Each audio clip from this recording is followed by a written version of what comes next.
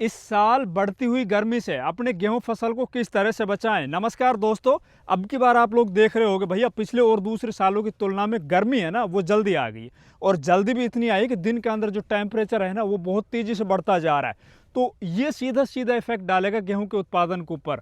अगर लगातार इस तरह से गर्मी बढ़ती रही, हमने कुछ सावधानियां इस टाइम के ऊपर नहीं अपनाई, थोड़ी सी भी हमने कोई लापरवाही बरती, तो निश्चित तौर पर गेहूं का जो उत्पादन, चाहे अभी तक अपन ने कुछ भी कर लिया हो भैया, बढ़िया बीज बोया हो, बढ़िया उसके अंदर अपन ने बेसल डोज डाला हो, पहली सिंचाई पे कितने खाद वाद डाले हो, उसके बाद हमने कोई भी एनपीके की स्प्रे की हो, 05234 वगैरह कुछ भी, अभी तक हमारी जो फसल एकदम शानदार बढ़िया चल रही है और ऐसा लग रहा है कि अब की बार तो यार गेहूं का उत्पादन बहुत ज़्यादा निकलने वाला। तो भैया ये जो गर्मी है ना इस टाइम के ऊपर भी आपके उत्पादन को 20 से 30% तक डिक्रीज कर सकती है, कम कर सकती है। तो आज इस वीडियो के अंदर अपन बात करेंगे इस बढ़ती हुई गर्मी में या बढ़ते हुए तापमान के बावजूद अपने गेहूं फसल के उत्पादन को हम किस तरह से बढ़ाएं या उसको कम ना होने दें। तो नमस्कार, मैं इंद्रपाल यादव, आप देख रहे हैं देश का सबसे विश्वसनीय फार्मिंग यूट्यूब चैनल देश की जान हमारे किसान। अगर अभी तक ये चैनल आपने सब्सक्राइब नहीं किया प्लीज़ चैनल सब्सक्राइब कर लीजिए, साथ ही वीडियो को लाइक और दूसरे किसान भाइयों तक शेयर करना बिल्कुल मत भूलिए।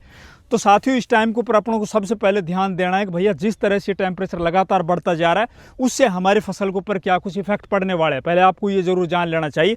तो उसके अंदर देखिएगा जो हमारी एक बाली के अंदर बनने वाले जो दाने हैं ना भैया, उन दानों का साइज है ना वो उत्पादन को बहुत ज़्यादा प्रभावित करता है। अगर इसके दाने हैं ना वो प्रीमेच्योर हो जाएंगे, छोटे रह जाएंगे या पिचक जाएंगे, मतलब टाइम से पहले हमारी फसल पक जाएगी। उदाहरण के तौर पर आप ये भी समझ सकते हो कि जो भी दुनिया के अंदर धरती के ऊपर जो भी जीव है, अगर उसके अस्तित्व के ऊपर खतरा आ जाए तो वो जल्दी से जल्दी अपने अस्तित्व को बचाने के लिए अपनी नेक्स्ट जनरेशन को जन्म देती है या उसको बचाने के लिए जल्दी से जल्दी उसके जो चक्र होता है ना, जो उसकी साइकिल होती है उसको पूरा कर लेती है। उसी तरह से हमारी फसल है, इसके अंदर बनने वाले जो दाने हैं ना भैया, अगर इनको ऐसा लगेगा, बाली को या इस पौधे को ऐसा लगेगा कि यार कहीं हम सूख ना जाएं पानी की वजह से या मौसम की क्लाइमेटिक स्ट्रेस की वजह से, तो ये जो पौधा है ना इसके अंदर जो बनने वाले दाने हैं ना भैया उसको जल्दी से जल्दी जितना जल्दी हो सकता है ना उसको मैच्योर करेगी। तो हमें 2-3 तरीकों से इस टाइम के ऊपर इस बढ़ते हुए तापमान से अपनी फसल को बचाना है। उससे पहले मैं आप लोगों को अपडेट दे देता हूं अपने गेहूं की, क्योंकि भैया इस खेत के अंदर हमने जो 2 वैरायटी लगा रखी, इसके अलावा मैंने 2-3 और वैरायटी लगा रखी।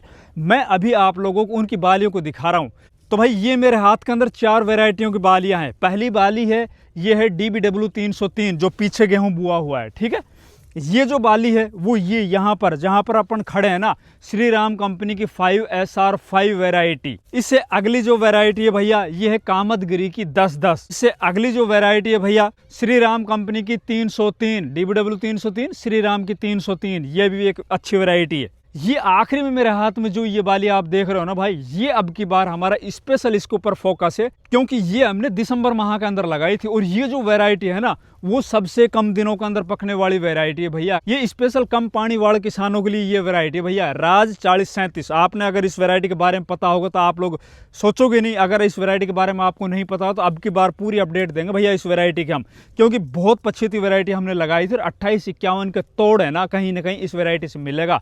उत्पादन भी ज़्यादा होगा, खाने में भी अच्छी है और पानी तो भैया इसको 2-3 दे दो बस पक जाती है वैरायटी। बाकी उत्पादन जो भी निकलेगा आप लोगों को सामने आएगा भैया, मैं आप लोगों को बताऊंगा। तो भाई अब बात करते हैं अपन गेहूं को बढ़ते तापमान से किस तरह से बचाएं। तो बढ़ते हुए तापमान से सबसे पहले सबसे ज़्यादा प्रभावी जो तरीका है ना इस टाइम के ऊपर, आप अपने खेत के अंदर भाई लगातार नमी बना के रखो। ये तो दिमाग में बैठा लो कि इस तापमान के अंदर हमें अपने खेत को सूखने नहीं देना, अपने खेत की मिट्टी को सूखने नहीं देना। सिंचाई बिल्कुल हल्की करनी है, वो आपको मिट्टी का अकॉर्डिंग चलेगी। हो सकता है आपके पास चिकनी या भारी मिट्टी है तो हो सकता है एक सिंचाई के अंदर आपका गेहूं पक जाए।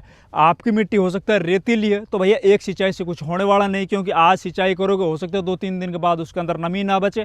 तो आपको मिट्टी के अकॉर्डिंग उसके अंदर हल्की सिंचाई करते रहना। अगर आप स्प्रिंकलर सिस्टम इसके अंदर आपके पास है, मिनी स्प्रिंकलर हो या बड़े वाले स्प्रिंकलर हो, अगर वो आप चलाते हो तो वो इस टाइम के ऊपर दी बेस्ट है। दूसरा आपको केमिकल तरीका अपनाना है। देखो जो स्ट्रेस है ना इस टाइम के ऊपर, जो क्लाइमेटिक स्ट्रेस है, जो तापमान का स्ट्रेस है, बढ़ती हुई गर्मी का जो स्ट्रेस है ना, उससे अपनी फसल को बचाने के लिए आपको इस टाइम के ऊपर एक स्प्रे करनी। स्प्रे किस चीज़ की करोगे आप? पोटेशियम क्लोराइड की इस टाइम के ऊपर स्प्रे कर दीजिए। पोटेशियम क्लोराइड मीन्स होता है भाई MOP, म्यूरेट ऑफ पोटाश, जो लाल वाला आता है ना, उसकी 400 ग्राम मात्रा, मात्र 400 ग्राम मात्रा 200 लीटर पानी के अंदर घोल बनाकर अपने खड़ी फसल के ऊपर स्प्रे कर दो।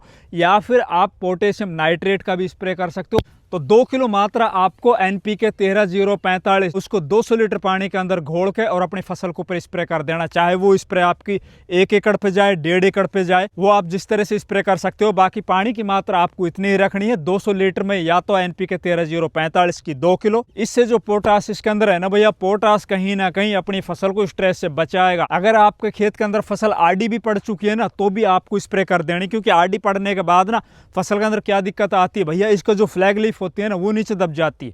अगर फ्लैग लीफ नीचे दब जाएगी तो वो दिन के अंदर भोजन नहीं बना पाएगी, डायरेक्ट उसको सूरज का प्रकाश नहीं मिल पाएगा। और जो उसकी पत्तियां होती है ना पौधे की, वो एक फूड फैक्ट्री होती है। अगर वहां पे फूड नहीं बनेगा, भोजन नहीं बनेगा, तो आप समझ सकते हो कि पौधे के अगर बालियों तक वो नहीं पहुंचेगा तो उसके अंदर दानों का भराव कम हो जाएगा। तो आपको ये काम अभी कर लेना भैया, और लगातार सिंचाई आपको जारी रखनी है। तो वीडियो अच्छा लगा, वीडियो को लाइक करो, ज्यादा से ज्यादा वीडियो को दूसरे किसान भाइयों तक शेयर करो। चैनल अभी तक सब्सक्राइब नहीं किया तो प्लीज चैनल भी सब्सक्राइब कर लो। धन्यवाद।